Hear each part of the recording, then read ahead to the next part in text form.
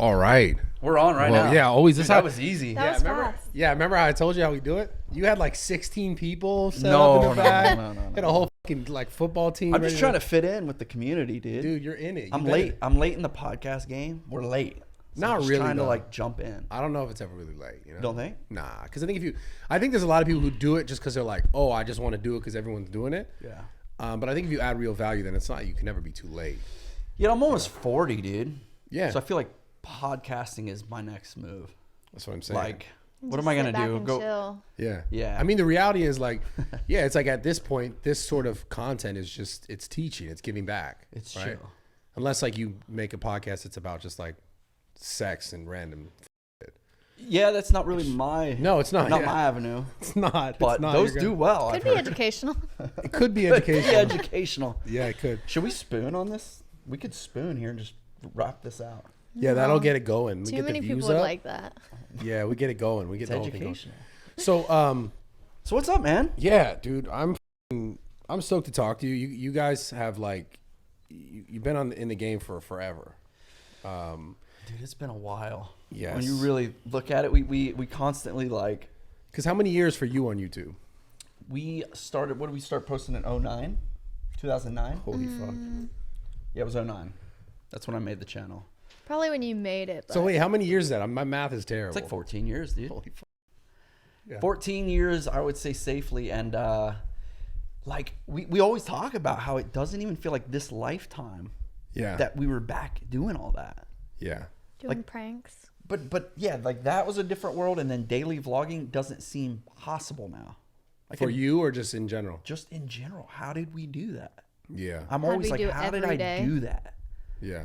That was one of the things that I always found so crazy. Like when I was coming up, it was like the most popular YouTubers at the time would have been like FouseyTube. Yeah. You were there, and then like Logan became really popular. And I was always like, how the fuck are these guys creating like this, like pretty much nothing out of thin air every single day to have this, like this daily vlog was different. I literally have no clue how I did it. Yeah. I don't.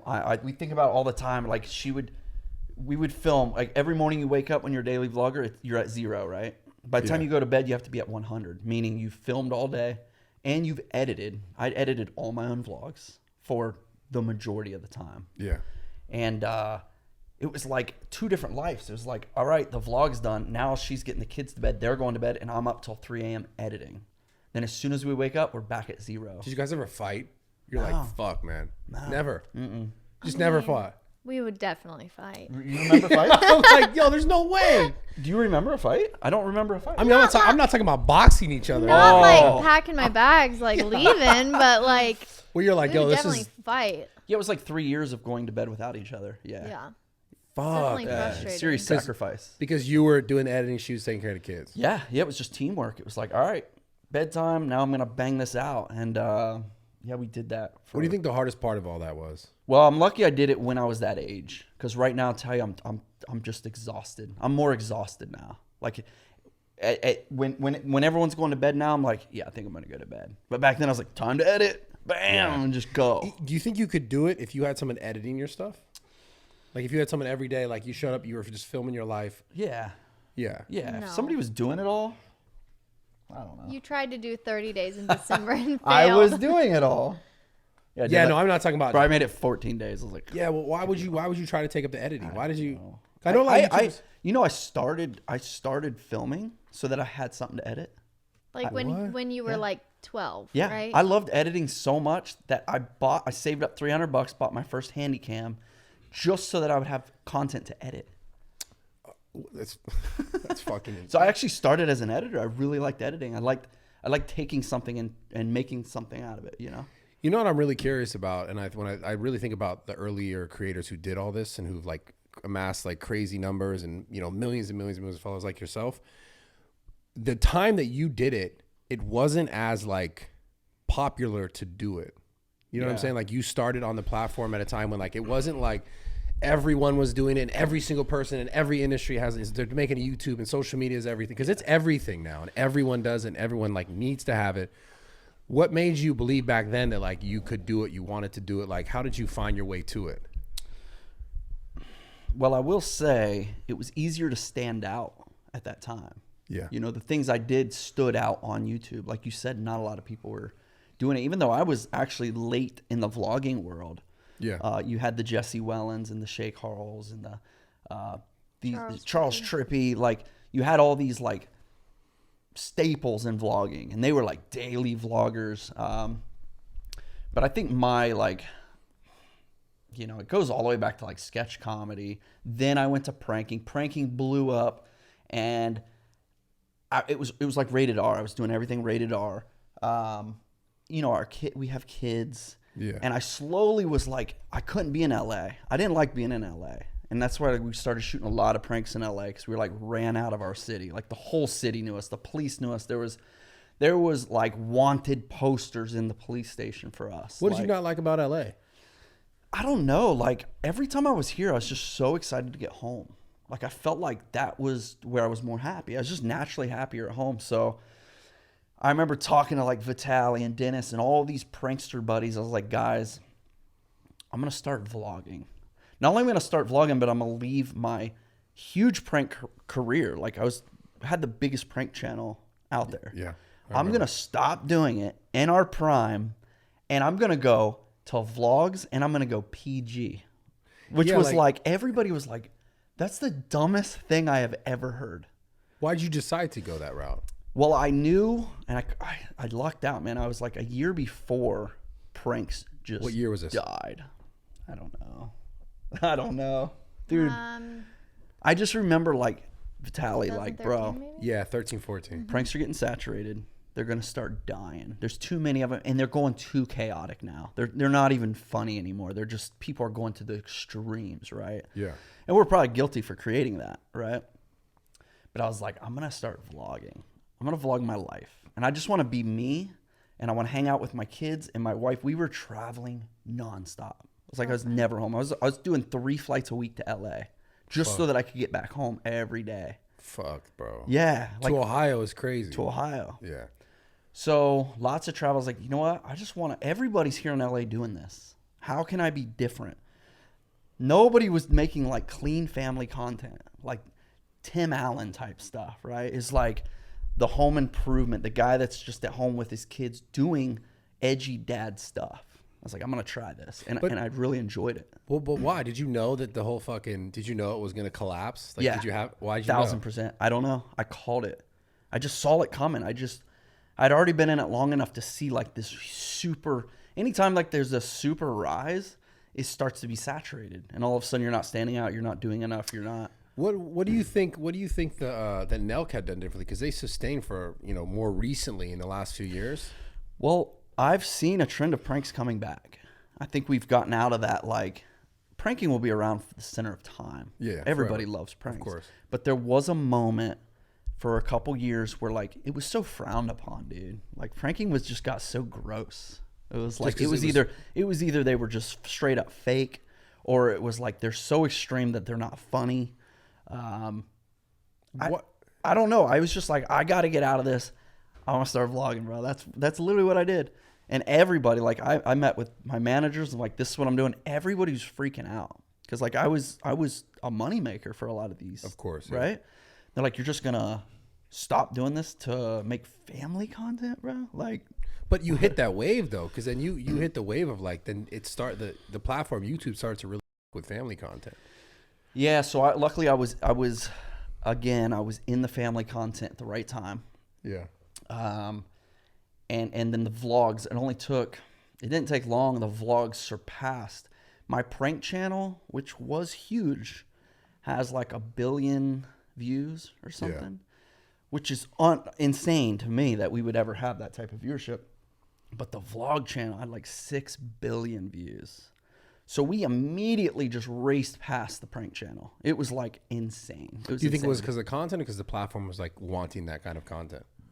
There Or was both? nobody doing what I did. There was no edgy dad wrecking cars and blowing up stuff and shooting guns and still being this loving father to kids and a wife. Yeah. It was like when they watched the content, they were drawn in by the craziness, but then they fell in love with the family. Yeah. And then it became a reality show. And they knew they could get it every day. Tomorrow, there's a video. Tomorrow, there's a video. And you're so, just wrapped up how in long the did you life. sustain that for? You said 3 years, like straight. How long did you do that for? My biggest run without missing a single day was 550 days, I believe. You're a But fucking that was psychopath. just I missed a day. Oh my god! And I was so hungover. Which is one of the reasons I quit drinking. We're both 4 years sober. Nice. Because I missed a day. I was so hungover I couldn't physically get out of bed, and I was so defeated in myself. I was so disappointed in myself that I let alcohol ruin my streak. Yeah. I was so bummed at myself. But I missed a day. But daily vlogging, I think we did 6 years, like almost every single day. Bro, it's just insane. It's just a crazy thing. Gross. It's a crazy thing. It's So, gross, bro. yeah, like it's like you have like it's like funny because your whole brand is like it's so like good and love, and it's like you were also a psychopath though. Yeah, it Like you had to be a little crazy to do that. I think that like we were so in the moment. Like Yeah. I don't ever remember any stress at that time. What's your take on that? You had no stress? I mean, I think we were definitely stressed. It just feels like didn't even happen. I feel like Yeah. it took so much of our time and energy. It was like, It's just a blur now. yeah. It's a wild concept, and when we were able to like, we were creating this mad snowball of success. Yeah. And you cannot stop when you have that kind of Momentum. success moving. Yeah. Like you cannot stop. So we're building this snowball between the daily vlogs, which were creating so many millions of views a month. It was like you cannot stop. And then on top of that, our merchandise company, which was connected to our house, and they were both just snowballing. I remember that. Like out of control. We were hiring everybody we could find, our family members, and we were night shifting, and we were just in this like crazy moment that now feels just like what happened. Yeah. Like What do you think all this has taught you the most? Like what have you learned the most throughout this? Personal life and then also business. I will say that I've always, like, it's a teeter-totter, right? Because I'm a father, and I've been a father before I even had YouTube, right? So I've always been trying to find this balance between work and family. And I think I always tried my best to stay true with that and not letting work pull me too much this way, not letting family pull me too much away from work. It was like this center. And I've always been just weirdly proud of myself for keeping my family all together and keeping everybody happy. And now that we're not in this rat race and we're kind of just having fun and dabbling and doing the podcast, and I'm very like, we're comfortable, and I didn't ruin what I could have easily ruined. You know, I could have stayed in LA and partied and just said, screw this. I'm making so much money. I don't need my family. I always was like just anchored. My family was my anchor, like our anchor. And she was just like always been on board with anything I want to do. So it's like, I'll take the kids, you go knock this out. And it was like, that was our system. Yeah. And it was awesome. My biggest takeaway, Personal. every part of what I've done has always been what I want to do. The whole time throughout. You never did anything you didn't want to do. I tried not to. So that goes for, like, when I didn't want to do pranks anymore, I moved to vlogging. I didn't want to do sketches anymore. I moved to pranks. It was like I was always moving to what I really was like more happy doing. Because like like YouTube, if you don't like it, is miserable. Yeah. Like it's miserable. Like it will eat you up so fast. It just Yeah, chews that's a you fact. up, spits you out, and then the next guy's flourishing. Of course. Yeah. So You gotta love what you do. you gotta love what you do, and you like, it's the whole like strike when the iron's hot, right? It's like we were in it and you can't stop. You know, we didn't stop till it started slowing down. And you know, I mean, we did stop, but we had to stop for like real reasons, but Yeah. now we're back, we're dabbling, it's fun. Yeah. The podcast is so fun. Yeah, this is easily my favorite type of content. Yeah, this is But like, what about business? I want to answer the rest of that question in business. Because you've been doing this at a very high level for a very long time. Obviously, things slow down, things speed up. But business-wise, what have you learned? Because obviously you did your own merch stuff. You've done it all. yeah, I think it, like, even the silly parts. Like, I know YouTubers that were like, I'm not even paying attention to taxes. Like, these guys would Oh, be, man. because YouTube, you just get all this money, Yeah. right? Like, I know guys that just did not pay taxes. And then YouTube slows down. Yeah, and you're fucked. You are screwed, dude. Yeah. All that hard work is gone. So pay attention. Pay your freaking taxes. I mean, this is something that is just so, people listening to this I don't even think really understand when you start making a good amount of money. Like, if you ever do it, they're taking a lot of your money. Oh my God. Like nearly half of it is their goal. So depending where you live, obviously you save a To little this bit more. date, Yeah. the most, and we have some nice things. We have a beautiful home, lots of property. The biggest check I've ever written is to the government for taxes. To this day, I've still not bought anything personally bigger than my taxes. And they just go, thank you, see you next year. And like, you know, They'll do Good luck. shit for you. you know it's weird too when you hit a certain category, everyone's like, oh, boo-hoo. Yeah, of course. Bro, it's all equivalent. Yeah. It is all equivalent, bro. It's funny that people saying boohoo is like, you're getting robbed just the same. It's just a different fucking we're ratio. all getting robbed. Holy Yeah. smokes. But yeah, pay your taxes. Do I it think, right. I think it just hurts when I look at it from this perspective. You know, obviously people say the boohoo, but it hurts because like no one gave me this. No one gave me that criteria, the idea. No one showed me how to move. Like I had to create it all in order for money to come in. Yep. Like, you know, versus if we talk about the normal job, it's like you get a job, you work a job, they take their taxes, and then that's kind of it. You're not like having to create your income like dynamically as you move through your life. You know what I'm saying? Yeah, man. That's why I felt so bad. I was like, yo, this hurts. I remember when I wrote that God. first $400,000 check. I was like, what for what? And it's funny because I remember thinking like, there's not real. Everyone would complain about taxes, and I was like, it's not like why it's not that big of a deal. And then I wrote that first check because I had missed it, and then had to pay a little bit of fees on top of it. And I was like, for what? For fucking what? It's so brutal. And everybody on the other spectrum gets money back at tax time. So you have a lot of people that are like, can't wait for tax season. I get all my checks. Yeah. And we're sitting here Ready to- like, damn, we worked really hard and we got to pay a ton of money. Bro. Yeah. It burns. Damn near half. I don't care how much money you make, it burns. No, it hurts, Like, there's bro. never like, you know what? I'm so excited to pay these taxes. Right? I just wish there was some sort of like, could I decide somewhat? Like, let me get like a vague decision about where the money goes. Like, can it go to like roads or some shit actually go to something good? That's going to Ukraine, bro. You're set. Sick. Fuck. We come from like no joke. Brittany and I, like when we started YouTube, no joke. I remember like we would like have all our change, and I remember one time like we had like $40, and we were deciding to go get gas for the car or to order pizza. And we split it and did both. And that's literally the level we come from starting YouTube. So to write a check for taxes of that value is just like mind blowing to me. Like I never even thought I'd have that money in my life that I paid in taxes. What's the most you've ever paid in taxes? One check? Millions. Millions. Oh, that hurts. Millions. And it burnt so bad, bro. That was miserable. It's wild. It's honestly one of the craziest things, I think. But can't get too wrapped up in that kind of shit because it's like You just got to keep going. I mean, if You you're gotta paying, just make more. listen, if you're paying, then you're making the right moves. Yeah. You're making money. Yeah. That's just the hard part. You do get better at write-offs. You do understand. Like I had to get better at understanding business. I had to find an accountant that would, say, hey, you need to spend this amount of money by next week. All right, what can I buy? What can I buy? We'll buy this for the vlog. We'll buy this for business. And you go out and you just spend all that money. Yeah. Or you give it to the government. Yeah. So it's like there's a lot of things you can do to better your business tax-wise. Like, please don't save all that money. You have to spend that money or you're going to give it to the government. You need employees. You need all that kind of shit. You literally have to find excuses to spend money. Yeah. Otherwise, it's literally just It's a hard concept to understand, but without them write-offs, you're just being taxed on all of it. Yeah. So back to the personal stuff. Like throughout your guys' whole experience, like you guys never had any moments where you were just like, fuck this, I don't want to do this anymore.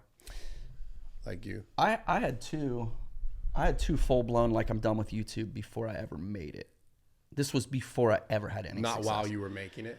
It was I did 2 years of like living YouTube before I had anything like 50 views on videos For 2 years straight. Yeah. So it was a grind, dude. And my first YouTube payout was like 58 cents. I got turned down for the YouTube partnership.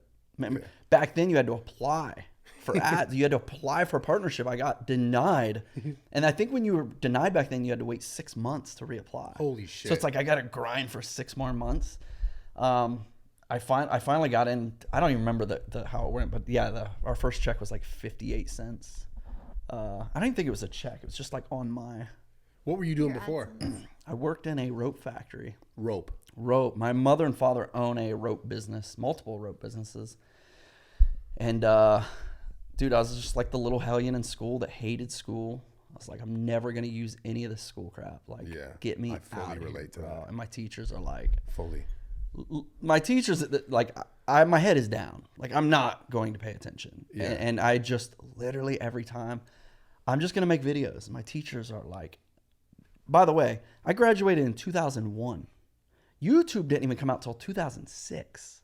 Yeah. So for me to say in 2000 that I'm just going to make videos for a living, that was unheard of. Like my teacher, what are you going to do? How are you going to provide? Well, how did you think that? How did you have that sight? Because I didn't care that I'd ever make money. I only cared that I wanted to make videos. Why did you want to make videos so bad? I was So addicted. he could edit. I was addicted, bro. You really liked editing? I loved filming everything. I would go film my buddy's BMX riding. I would go film everything, and I'd take it back to my computer, and you had to use like the audio video cables, and you had to ingest it into the editor, and however long that tape was is how long it would take to get into the computer. Holy shit. And like, I was so addicted to it. So all I cared about was making videos. Way before you could make money on the internet, way before, like, I was just obsessed with like, I'm going to make videos. So when I graduated and I had literally no education, I wasn't going to college, my teachers were like, all right, Roman, go make your videos. And I was like, holy crap. Like, what am I going to do? Dude, like, I was freaking out. So I joined my mother and father's factory. Yeah. And I joined 2 days after I graduated, and I worked full time, minimum 40 hours a week, until I was 27. And then you said, fuck this, I'm going to do this for So for 9 years, I worked in the factory. Your parents had to kick you out. They're like, you're coming in here and you're just working on your videos. So like, get you're this. doing nothing Get for this. us. For the first 3 years I did YouTube, we had no internet in our house. What the fuck? No internet. So I would go to the rope factory to upload while I was at work. For 3 years, I would upload at the rope. No internet at my house. Couldn't get it. Why not? Just Didn't exist. Lived It in didn't the middle of exist. We nowhere. lived in the country. There's no internet. Damn, that kind of sounds peaceful, man. I'm not gonna Right? lie. Like, I think about that now. now. I'm like, let's holy go. fuck. Dude. So 3 years, no internet. Working in a factory. We finally started to like. I started getting out of the sketch comedy. It's just like, I suck at it. My videos are terrible. Like, they're not good. Nobody's watching them. You said they were kind of controversial. Yeah, they're edgy. They're like, you know, Dave Chappelle, were saying Shane fucked up shit. Dawson. Like, yeah, just like the Wild West YouTube. It's just like whatever goes, you know? Yeah. It's just like crazy comedy. And I was like, these suck. But I grew up with my father, who was like, taught me how to prank. Like, he was a prankster. When we were kids, he would, like, on the weekend, this was our activity. He would take like a purse and put it on a string and take it out to the end of the street.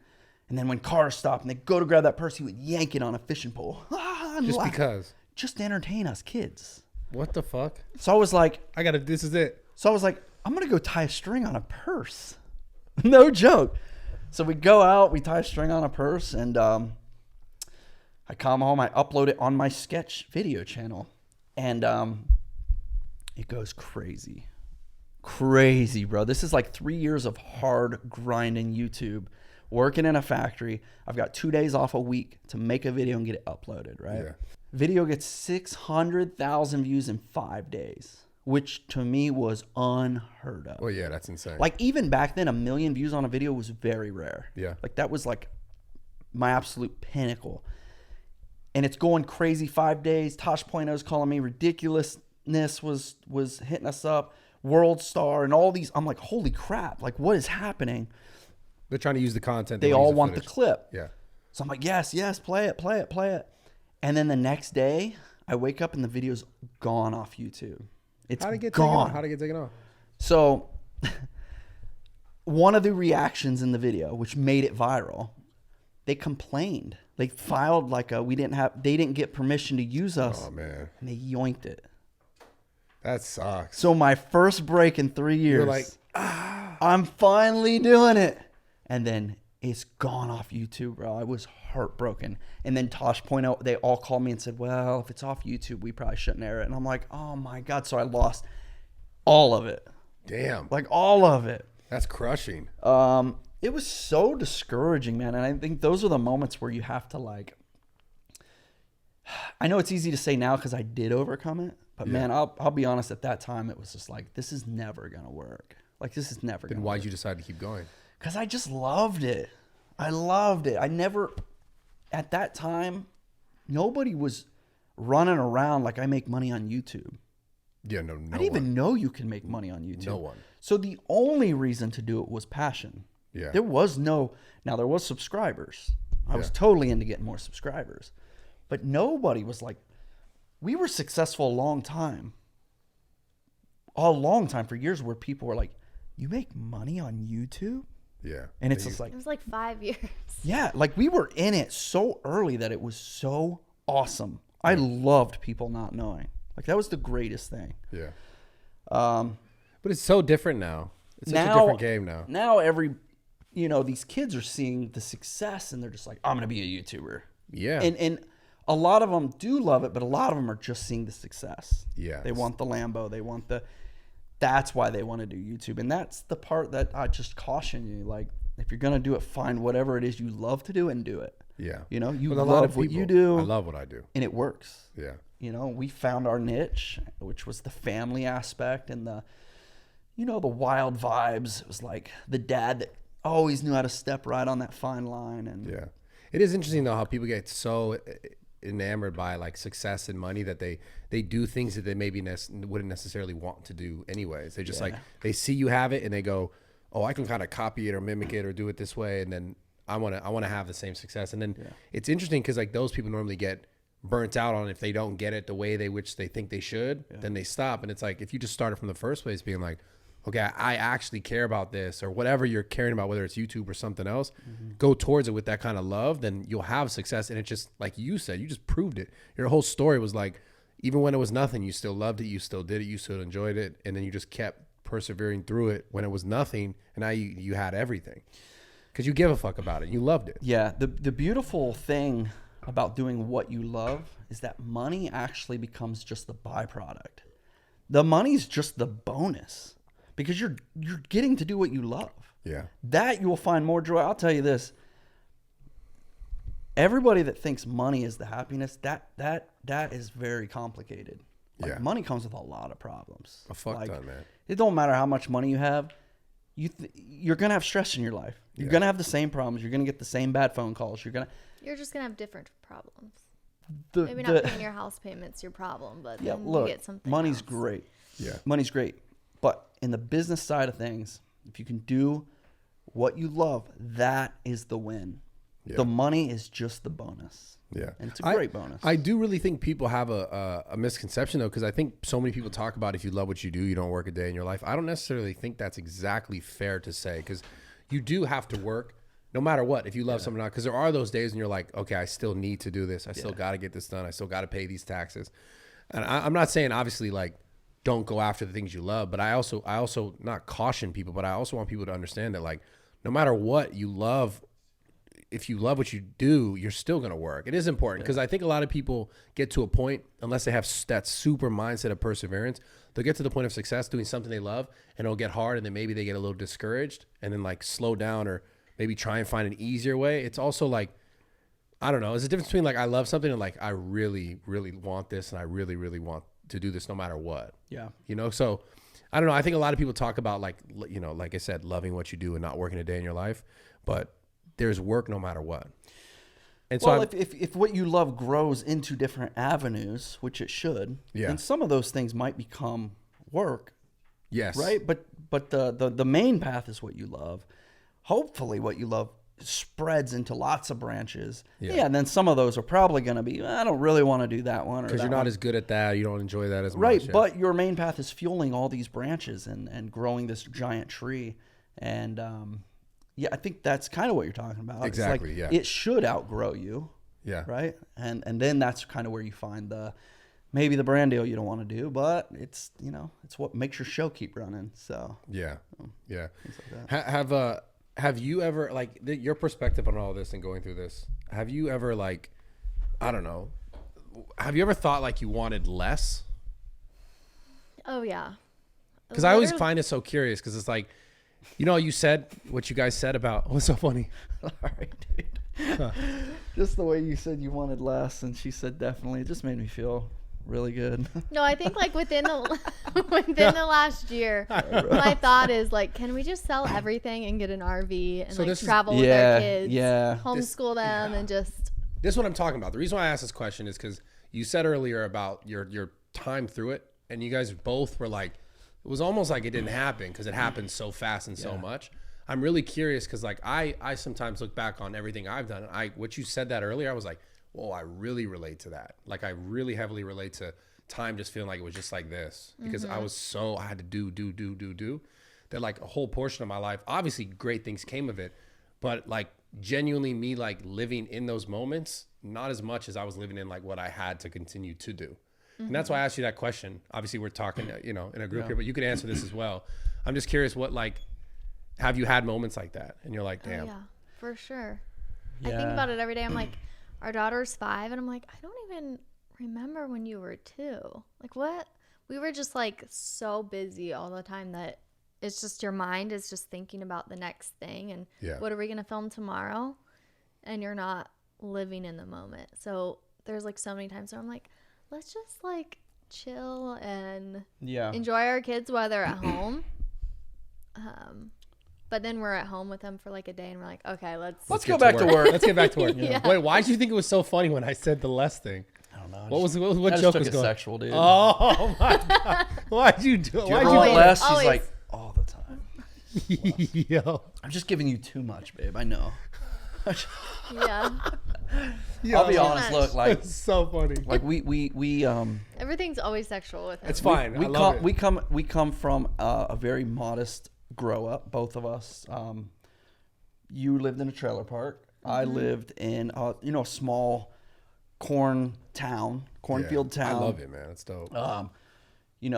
We both have like hardworking parents, and we've built a lot of success through the internet, and we live now, I think, at a level that is not that comfortable to us. Like I'm probably more comfortable in a nice hometown vibe. Like I want my kids to go ride bikes with their friends and Not a 1,600 square foot house.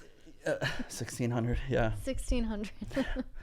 16,000. It's like even for me, like when you say like simplify things, like I could easily simplify my life down. Like I feel more comfortable in. Why don't you? I think we will. Yeah, I think we will. Like we fell into this beautiful home, and we've just kind of been finishing it, and probably the goal will be just to sell it in a few years. And 16,000 square feet is that what you guys are saying? yeah, That's a fucking palace. It's huge. Fuck. It's not. I love it. But Yeah. It doesn't feel like us. It's just too much space in my. Yeah, in like my you- obviously, You have to have employees in a house like that. Yeah, I can't Like you have to clean have it every people. day, all yelling down day. hallways and shit. It's ridiculous. Call like, each other and see where you're at. Yeah. but we it was a home that we got and finished building right before COVID. So we stole this place, Oh, I'm sure you got a good deal. and now it's just the price on it's so much higher. Yeah. And we have a bunch of land, and we love it. It's nice. Beautiful. It's nice. It's just a lot. Very thankful for it. But for us, it's like it's not really our roots. Like I feel like we're gonna be very happy finding like a nice modest home for the family and things like that. Sounds weird to say. But No. It makes sense. I have a question about YouTubers coming up now, like because you've obviously been in the game, you've done this for so long. What do you think's changed now to become successful on YouTube? Like, what do you think's most important for a creator coming up? maybe you'll agree with me, but I feel like being authentic is becoming less popular because now you have to to really bang on YouTube now, you have to follow the algorithm. So what's that do? That makes you focus on what the algorithm wants to see versus what maybe you want to do, right? Yeah. So look at the biggest YouTubers right now. And look, you can be yourself and pop. You can pull millions of views, but if you want to be that guy that's pulling the millions, the 20s, the 30s, the 50s, you are playing a very hard game with the algorithm. And you understand it. You probably have a lot of people understanding it around you. Yeah. Back when we were doing it, it was just like, dude, you could, I don't know, you could do anything and stand out. People are like, look what he's doing. Now I could do the same stuff, and it's like, dude, this has been done 1,000 times. Yeah. You know, Do you think Bill just, Domino's. you think just because of the saturation that it's just so much more difficult? yeah, it's saturated, and every day there's, you know, another 1,000 kids just wanting to be YouTubers. 100,000 kids want to be YouTubers. Yeah. It's only getting more flooded. So how do you stand out, right? But And do you think you stand out by following the thing that everyone follows? it's not following the thing that everyone follows. It's understanding what the computer is going to favor. Of course. Right? So you can make your same video, but if you understand the algorithm, it's going to pop a lot harder. Of course. But when we were doing, there was no like system. Yeah. It was if you got the most views, you were trending that day. Yeah. It just And it- that trend made you pop. Yeah, it Now, sucks yeah. now because it makes everything feel a little bit more contrived. Where it's just like we're now just people are like you said are doing things just to please the algorithm, and then the algorithm and the platform itself we were talking about on your podcast is like it's skewed. It's skewed. It has to be a certain way. If you say certain things, you're gonna get popped here. You talk about this, it's not gonna go over well there. And we know as creators now who've been doing this for so long. Oh, if I talk about this, or if I say this, or if I say this, then my videos are going to get affected by it. And it's just kind of like to me, it's becoming a weird place. And like we were saying on your podcast as well, that I'm really grateful for like this kind of content, that it doesn't seem to be as, I don't know, it's not as like hammered as unless I had like a 10, 12 minute video saying something stupid. Maybe that'll change. Who knows? Someone's going to hear this podcast and then fucking run the algorithm through it a little bit deeper. But it just feels different now, man, where it's like a lot of creators know I can't say this. So like I'm not then just being my true authentic self because like there's a lot of things I'd love to say that like I just don't because I know that like you are gonna be like not because of the public reaction. It's more so because I think a lot of the public reaction there's things I would say that people are like yo that's true and I wish more people said it. Yeah, it's because the platform itself is gonna like basically bury your shit. Yeah, I think the number one goal, and this is like so cliche, but it's like you got to find your path. You got to find your path, like, and you'll find joy on the path, right? Like, if you're in it just for money, like, hold on tight. You're gonna have a long ride. Oh yeah, you're gonna be. You're gonna have a long ride. You're gonna go through a lot. You're gonna be miserable too. I lost money for years, for easily 3 years. I lost money on YouTube. Like before I made $1, I lost money. It was sacrifice. It was commitment. It was time. But I freaking loved it. Yeah. And that makes it all worth it. So I don't know if you're trying to create content, just be you, man. Like people will attach to authentic people. Like you can, bro, you can read people. You know when somebody's not being authentic. Yeah, for sure. And when they're authentic, people gravitate to that. Yeah. There's enough eyeballs to find you. Like Yeah, it for takes sure. time. Like be patient and make sure you're having fun doing it, and it won't be so bad. All right, guys, quick interruption from another one of our sponsors. Check this out. This is honestly my favorite company that I work with, Liquid IV. Now, guys, being hydrated will literally make you better at everything else. I've been working out for years, literally 18, 19 years. When I'm dehydrated, my pumps are trash. My brain is sluggish. I feel bad. Everything's bad. When I'm hydrated, I feel amazing. This stuff is incredible. You guys are going to love it. Give it a shot. You guys can get it at Costco in bulk if you want to get it. You can get it at liquidiv.com if you put in code RAWTALK for 20% off your entire order. But I promise you when I tell you this, Liquid IV is incredible. The reason why I like it as well is because it's so easy like to blend. Like it doesn't clump. The taste is good, but it's not overpowering. So you're not like, oh man, like it's too sweet. You know, like there's some energy drinks I can think of that like are really popular that are way too sweet. This is like everything you want out of hydration without all the bullshit, and it mixes well. You can put it in any water bottle. I literally drink this stuff every single day. It helps in my workouts. It helps in my pumps. Give it a shot. You guys will not be mad. You guys can get it at Costco in bulk or go to Liquid IV. Use code RAWTALK. Get 20% off your entire order. Again, that's code RAWTALK. 20% off your entire order. Let's get back into this podcast. Yeah. I think I just tell people like the reason why I love this content, but I'll tell people who make any content like you just said is I think the thing that truly differentiates you than everyone else who's doing the same shit, it's you, right? It's how you do it. It's your spin on it. It's like what's genuine from you. A lot of people look around and they go, oh, that guy said this or that guy talks like that, so I'm going to talk like this, I'm going to talk like that. And then you're constantly playing this game of catch up or what's coming next based on what someone else is doing. So it's like you're not really living in that path. It's like, okay, this is really going to make you happy because like if you're constantly looking to see what someone else is do to figure out what you should do, you're not doing what you really want to do. And you're going to, at some point, if you don't get the return that you're seeing someone else get, the person that you're watching and following to do it and like, oh, I'm going to copy this, then you're going to be like demotivated and be like, fuck this. Yeah. So if it's not from your heart, like eventually you're going to hate it.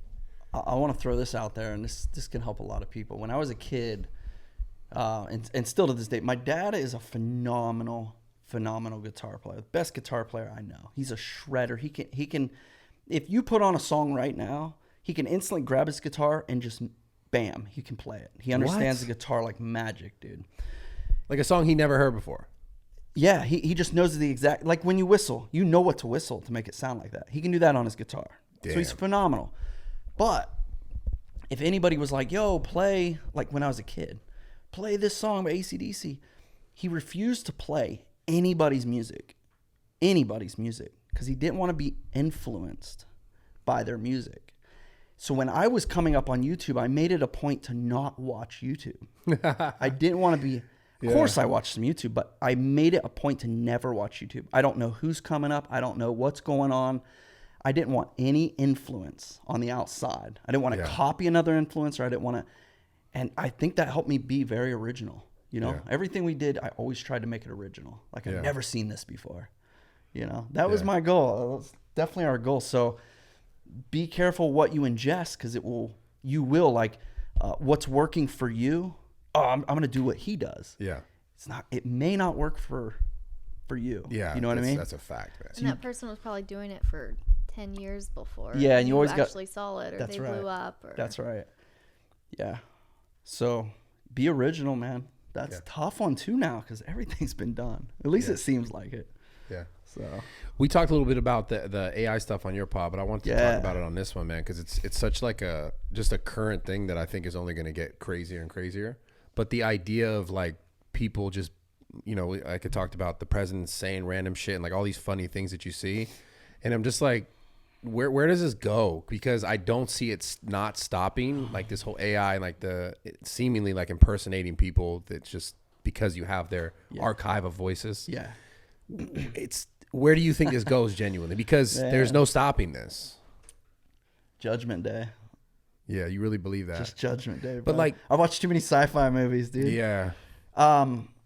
It's a great question. I think everybody's trying to figure out, right? Yeah. Like, think of the little AI we've already been dealing with, and it's already like kind of crazy, dude.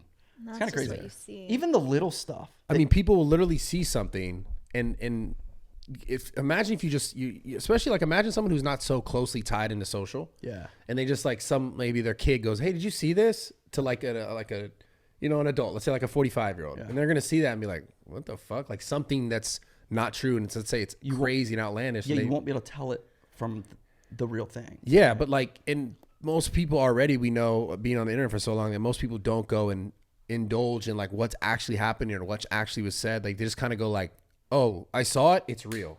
Mm-hmm. Yeah. So that's the scariest thing, because it's like, how does this? It's scary, and it goes to so many levels.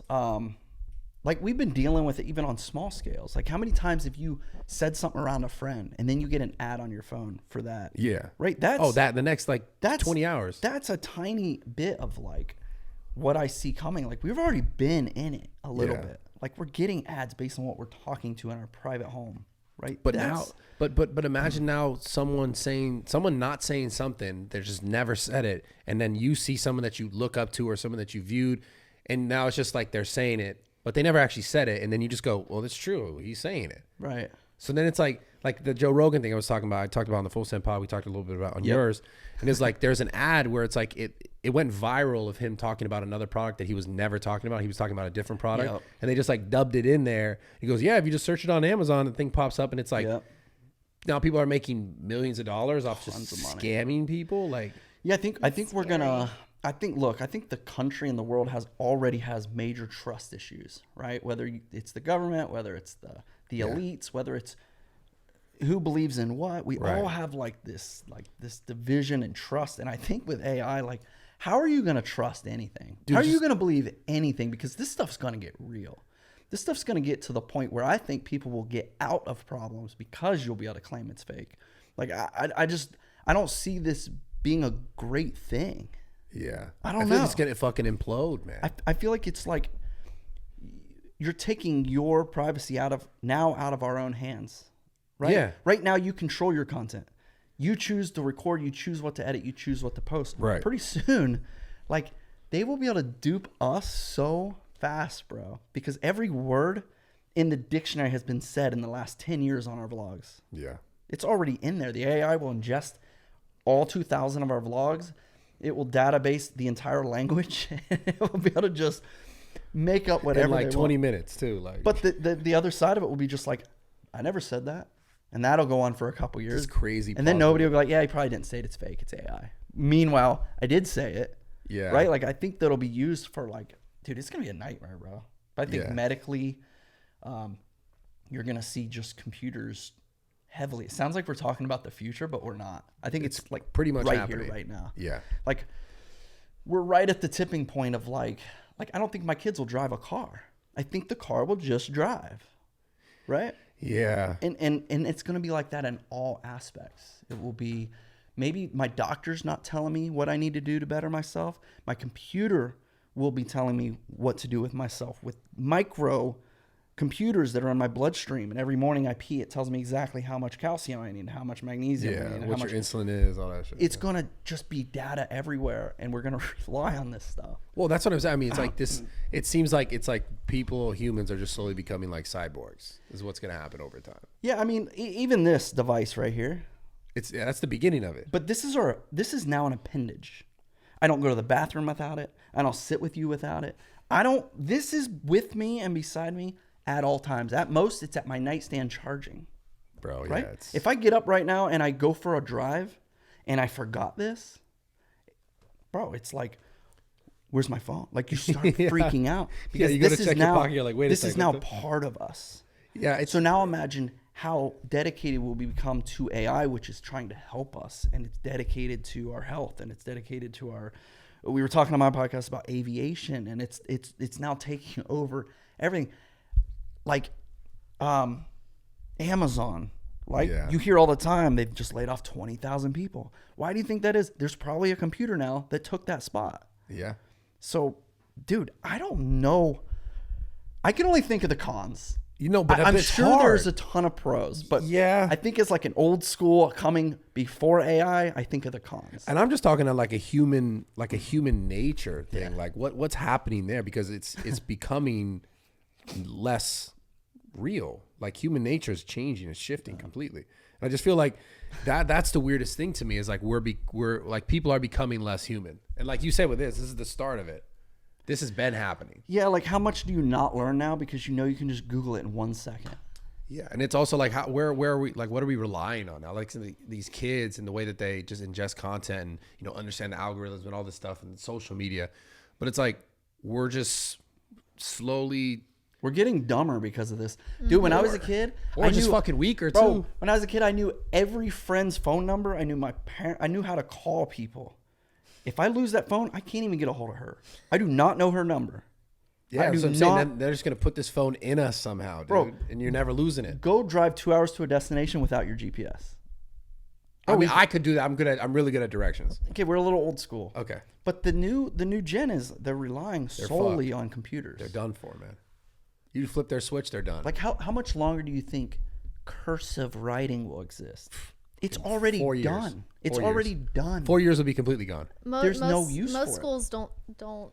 Public schools don't. Use But it. as a I think kid, I private's had to the learn only one. cursive. I had to do it. I had to take tests. It's dead. How much longer is writing going to be a thing, bro?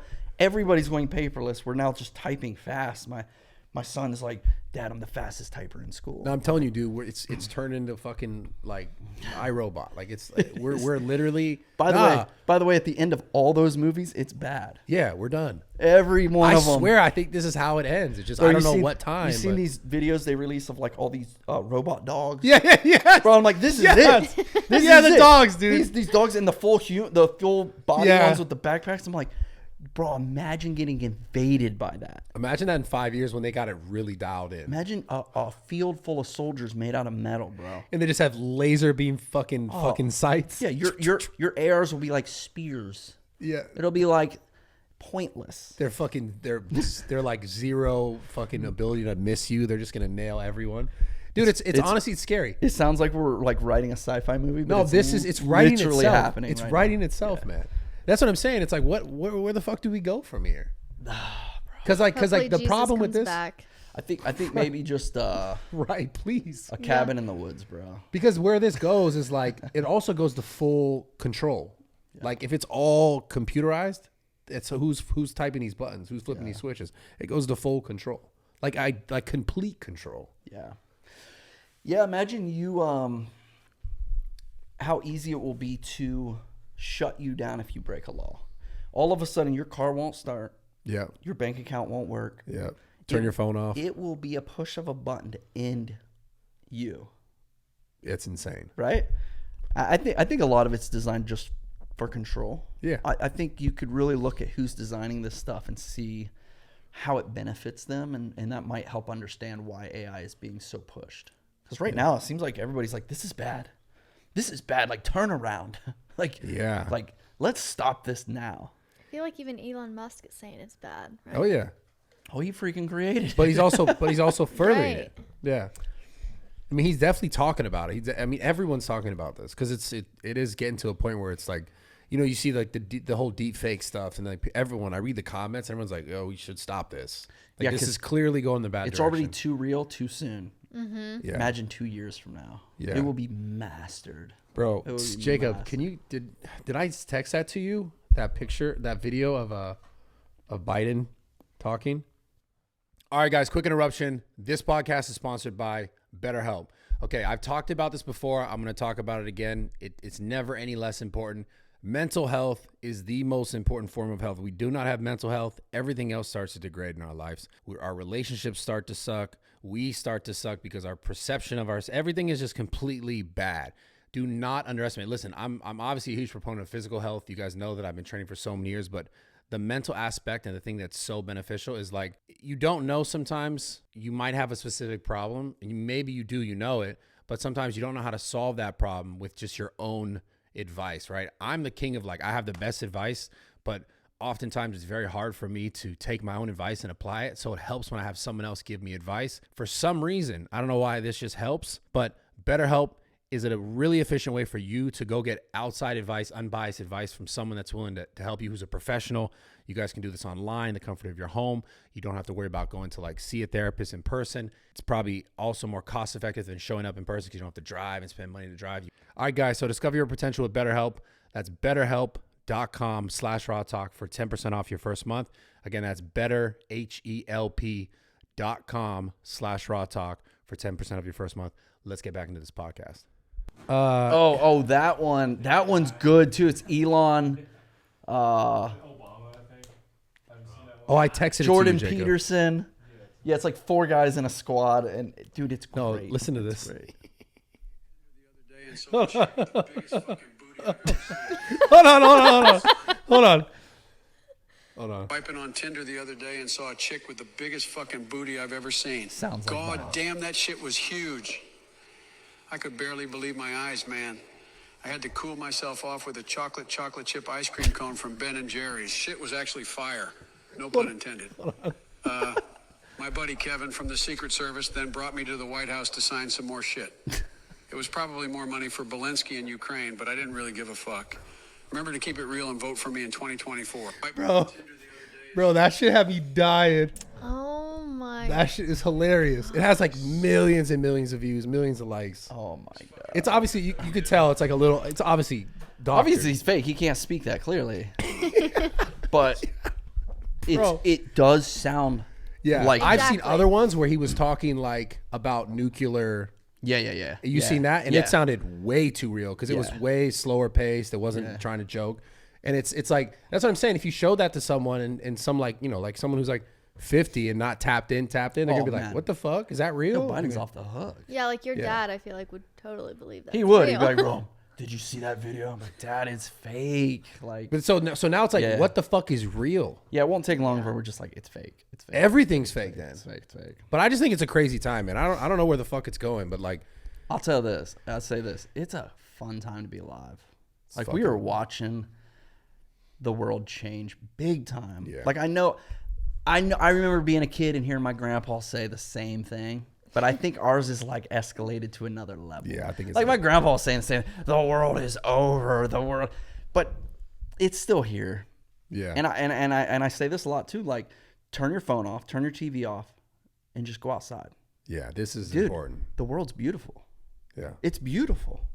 Like, we're putting that into, like, I don't think our brain is meant to ingest what we're showing it all day. That's big, Like, we're bro. seeing every time I get on Twitter, it's either a fist fight video, it's naked chicks, it's so flooded with like things that the brain wasn't designed to be ingesting all day. Yeah. Right.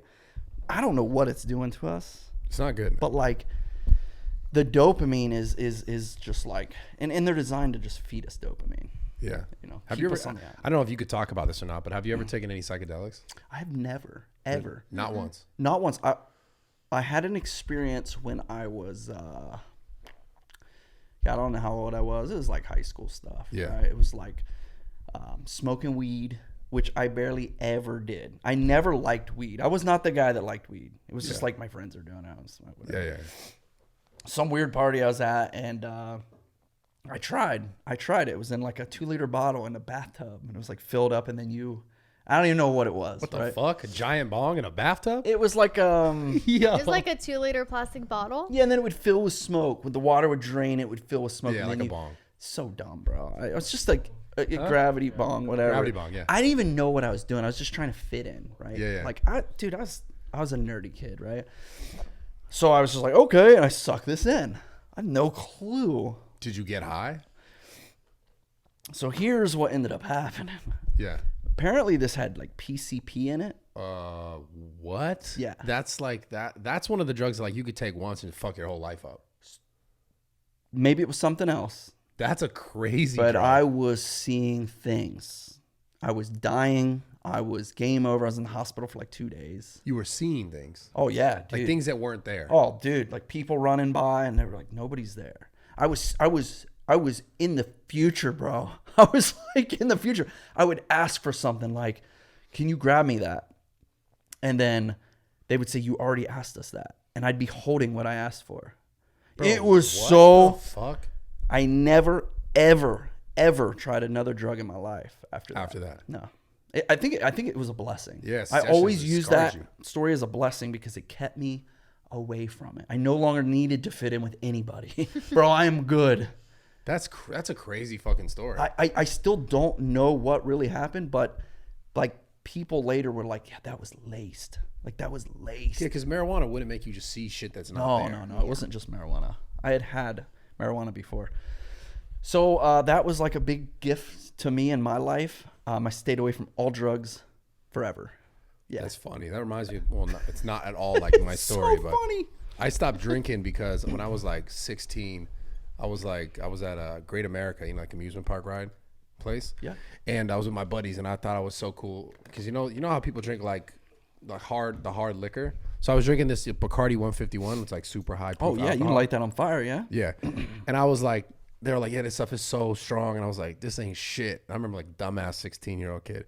And I remember drinking like the bottle, like a handle, and like slamming it. Oh my God. And being like, oh, it's nothing. And then I was blacked out. Like I remember like blacked out. And then I come to and I'm like on my toilet and I'm like crying. The room is spinning. I'm like, where's my mom? Yeah. And I'm just like, after that, I swear, dude, that like you said, I had one of those epiphany moments where I was like, I'm never drinking. I didn't drink till I was like 24. Dude, that's exactly what happened to me.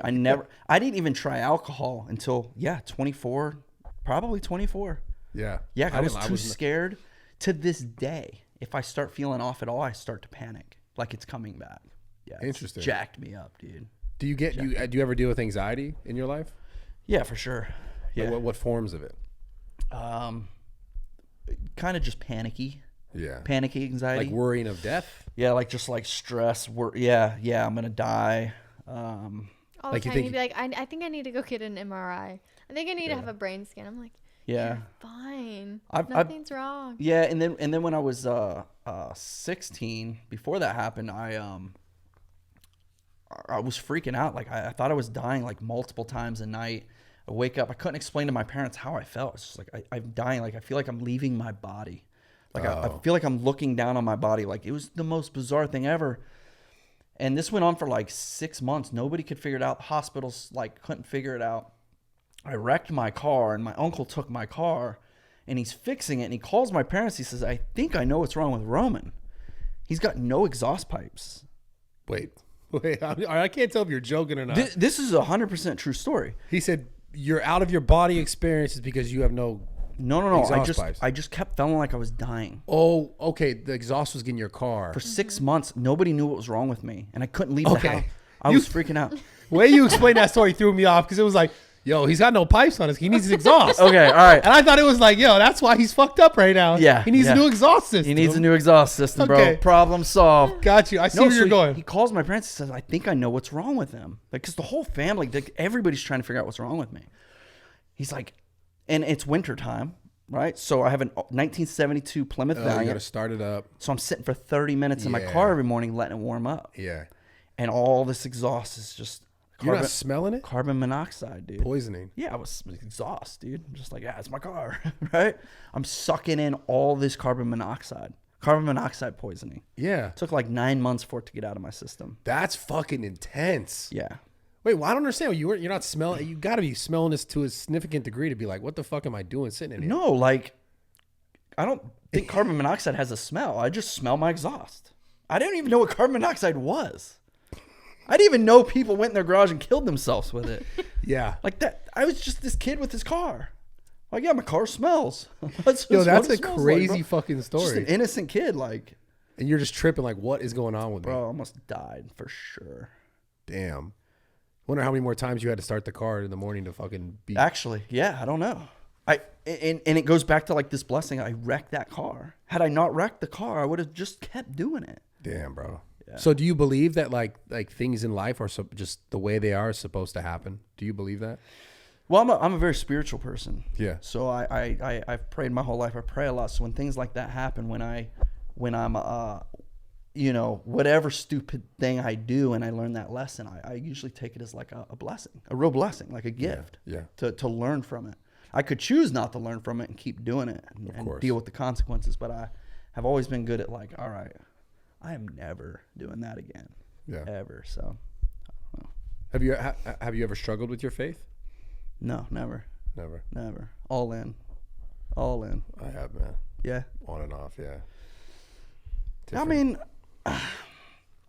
it is a very personal thing. Yeah. Like it's you know, I've obviously spent a lot of time not practicing it. Yeah. Yeah, I mean, through most of my YouTube career come up, it was like, I got time for this. Yeah. I'm making money, dude. Like, Yeah. I put it all off, but yeah, I'm very thankful to have that in my life and to I just said this on a podcast. It's like it's such a gift to know with all my heart. Like I know with all my heart. Like you right? believe. That I just believe. Yeah. That's it. There's no second guessing or denying Jesus the Lord. It's like I'm all in. Yeah. All in, bro. And I love beautiful. it. It gives me so much joy in my life and our life. Like we do it all together, you know, my kids and family prayers every night. And it's just something we do personally, very personal. Yeah. Yeah. Yeah. I've struggled with it, man. Did you grow up in it? I grew up in it. Because that can sometimes be a big Yeah. reason a lot of people kind of back away. Yeah, I It's grew up like, in the Catholic Church. Yeah. Little bit more like Yeah. rigorous. Yeah. And I think because of the way that whole thing is like institutionalized, I was like, this feels really weird. And so then I remember when I got out of it, I was like, I don't know how I feel about this. Not necessarily like the idea of God, but more so like organized religion. Yeah, sure. And then, like you said, I just got so caught up in doing the things I had to do that I wasn't finding ways to connect. Sure. And I just kind of disconnected. And then, you know, things would go bad and bad and bad and bad. And then you think about it and it's like, you know, the same concept. And you think like, you know, why would God allow this to happen to someone? Right. Why some, you know, like a kid, why would a little kid end up with cancer like as soon as they're born? Yeah.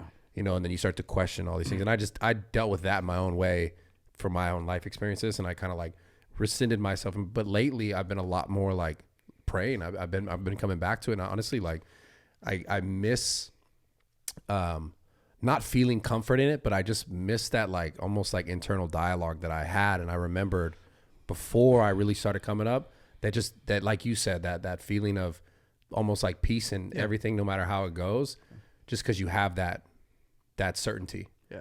And I've noticed myself coming back to it, and it does feel good. It does feel really good. So I had this conversation, not specifically this conversation, but I talked to George. You had George on your podcast recently? Yeah. Did you guys talk about faith? I'm assuming. Yeah, definitely. Because he loves to. I love George. Yeah, I do too. Got to have him back on, but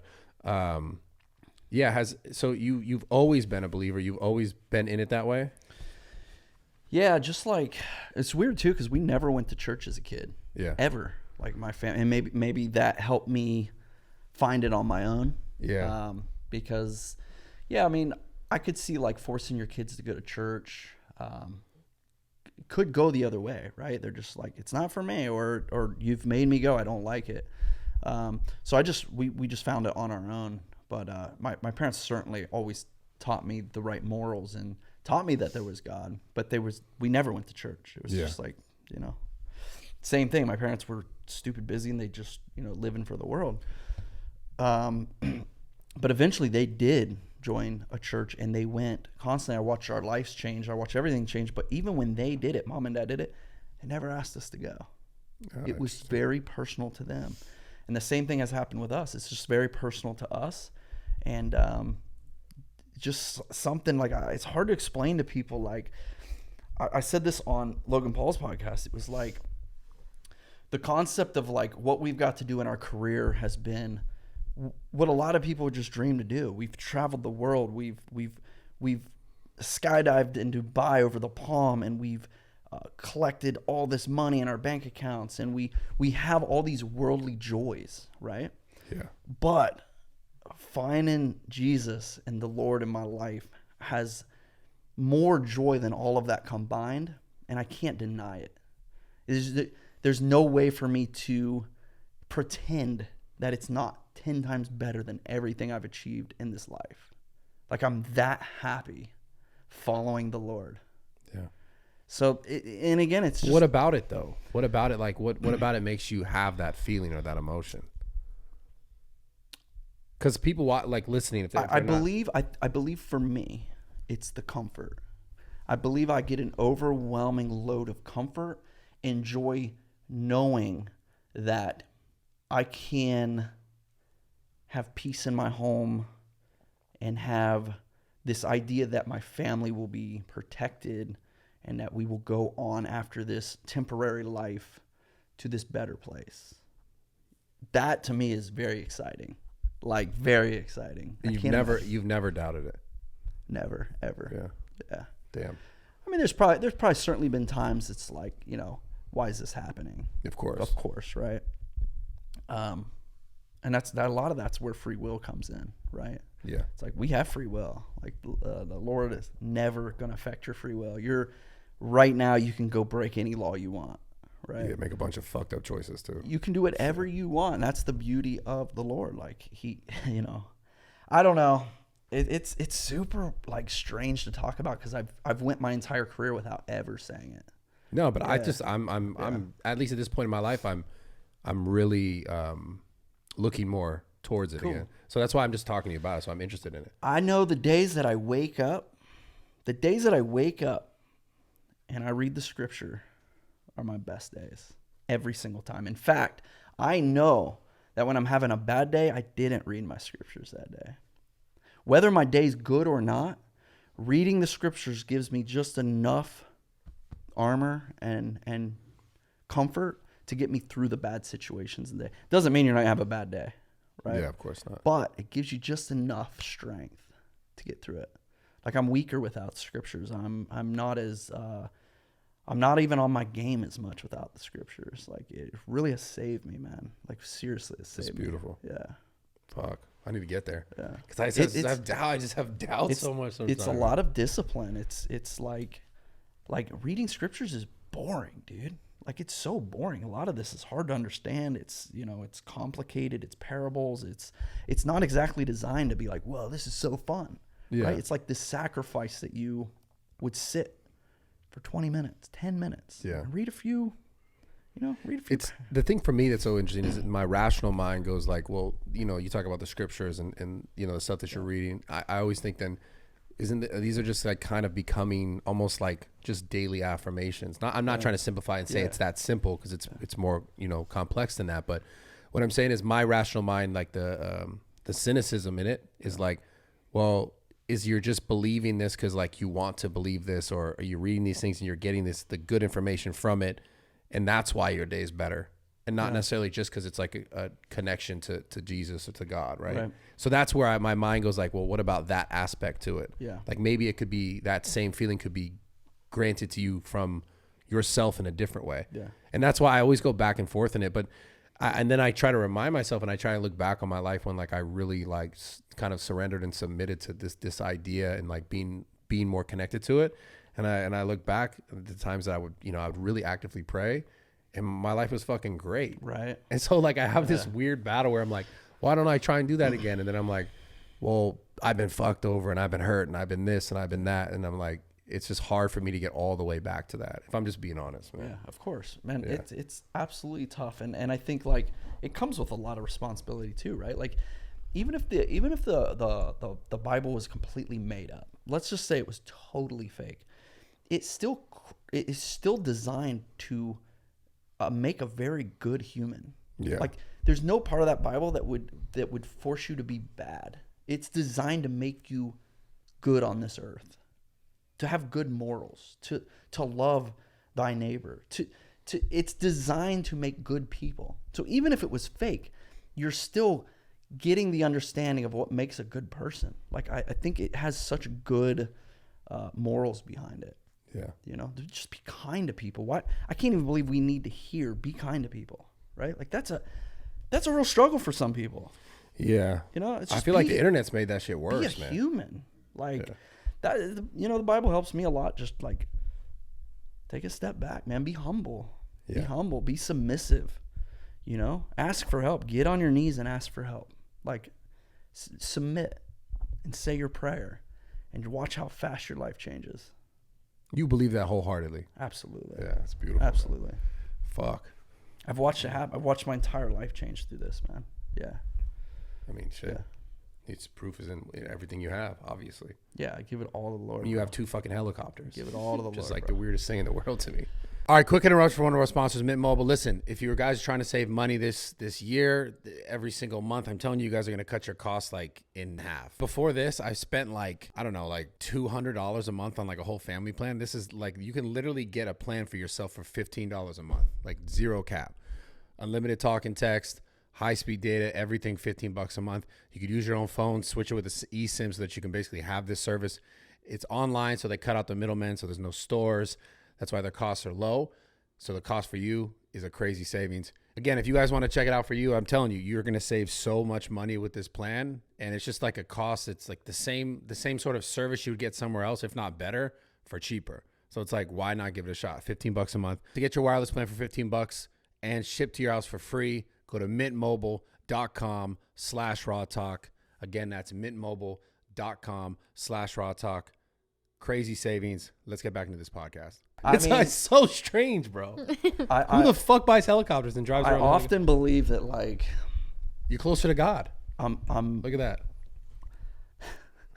Just trying to get to you, bro. Yeah, it might help. Who knows? It's very personal, and it's a teamwork too. Like we're it's not like I do this myself, right? Yeah. Like we do this together as a family, and it's beautiful. It's beautiful. I love it. And I wouldn't deny it. I would never deny it. And, you know, I don't like preaching it to people. I don't like telling people to do it.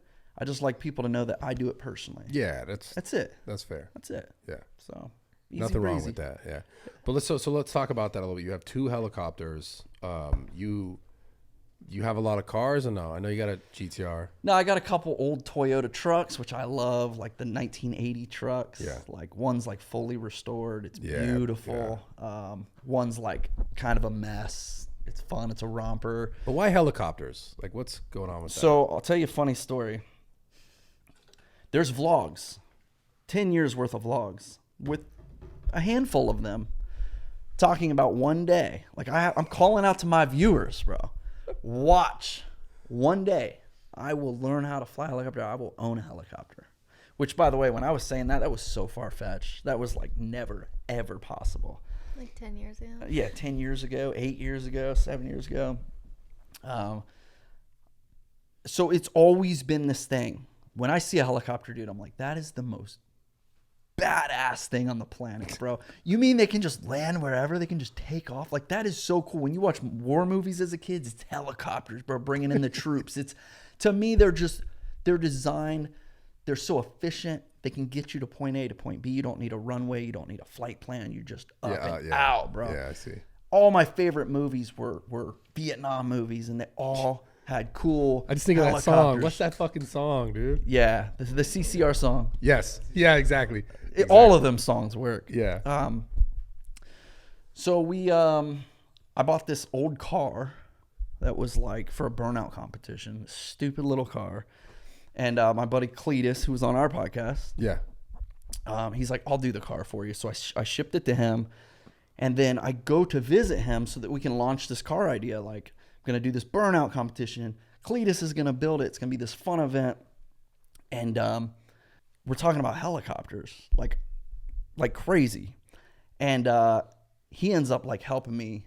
Like, he inspires me. Like, that day, we were like buying a helicopter.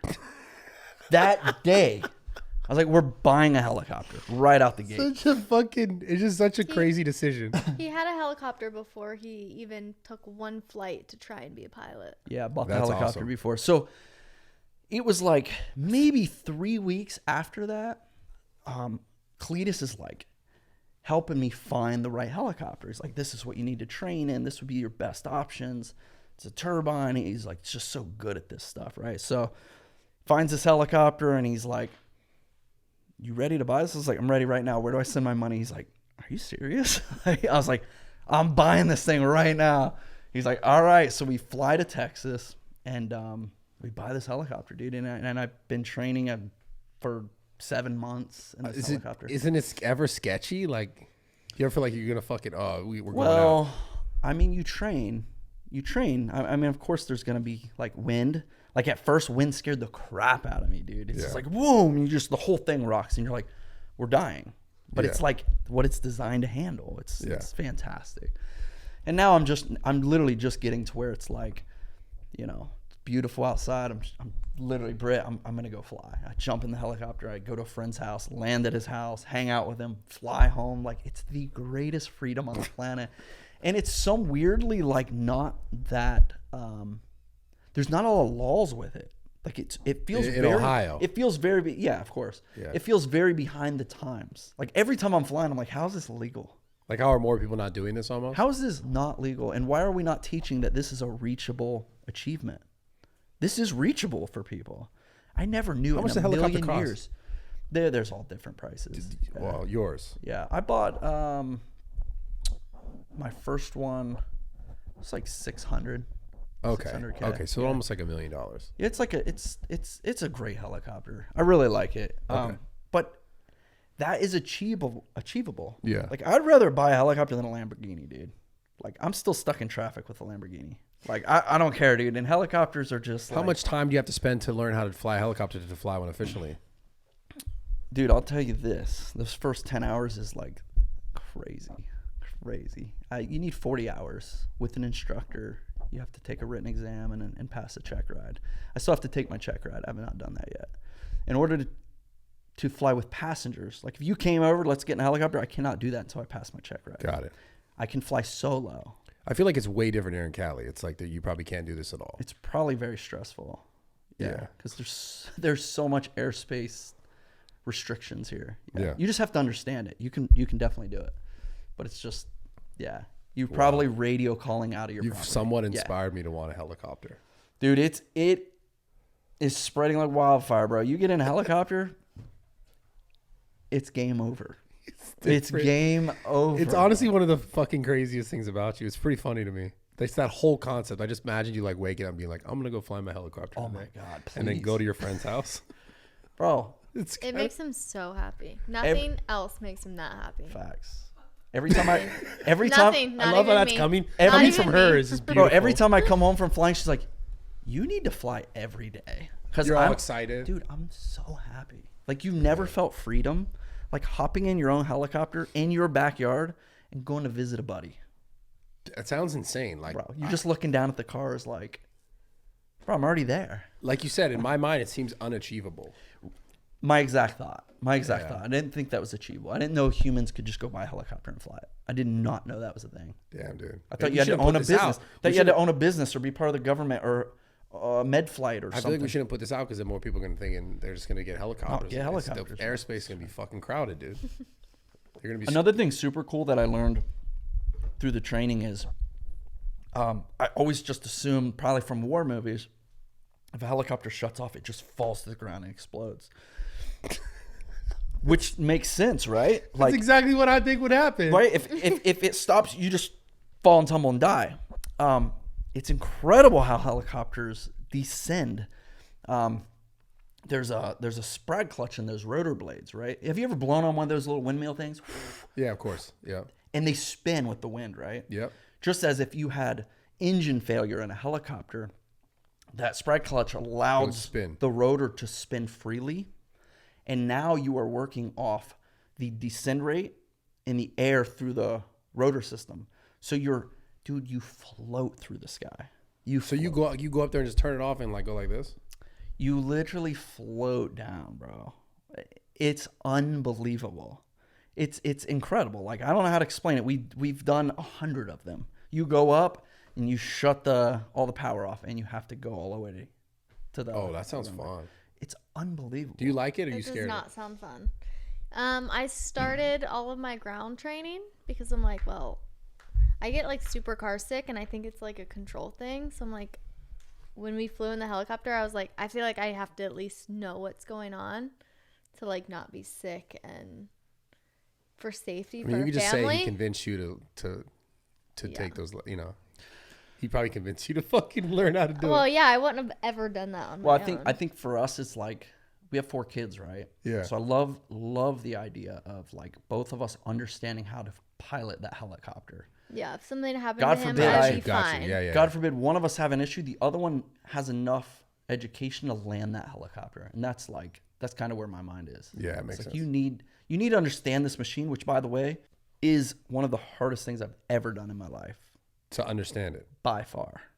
Okay, well that's why this is more It unattainable. is the most ridiculous machine to maneuver that you can ever imagine. I don't know how to explain it. I do not know how to explain it. It's like if I handed you a unicycle right now, if you couldn't do it, you die. That's a helicopter.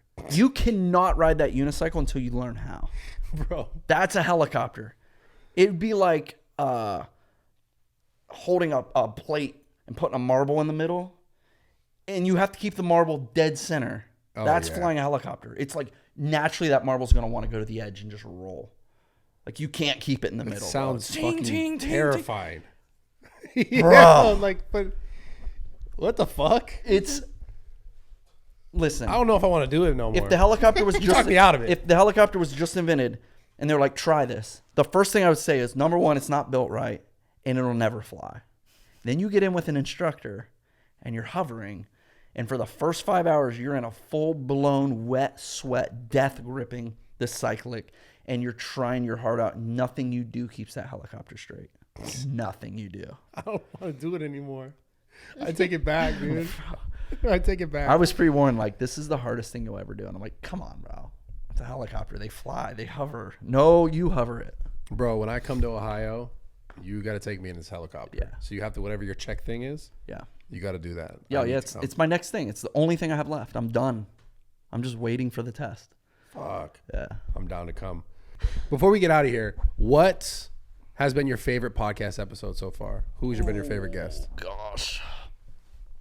Bradley Martyn, hands down. No, it's No, man, flattering. I don't. Oh, God, I was just asked this and I couldn't answer it. I'm probably being just like favoritism towards my father, but he did a podcast with me. Like I did a podcast with him, and it was unbelievable. Like really, really good.